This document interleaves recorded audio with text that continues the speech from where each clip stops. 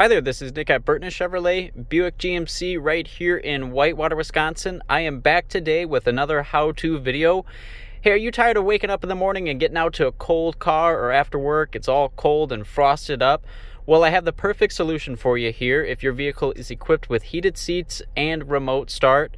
So what we want to do is go into your settings. You want to go over to the vehicle app, go to your climate and air quality, and make sure that your auto rear defog is on, your auto defog is on, and your auto heated seats are on, and your auto fan speed is set to high.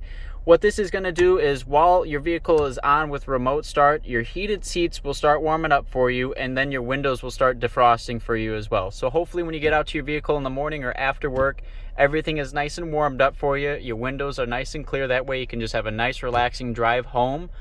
All right, that's it. Thanks for tuning in and have a good rest of your day.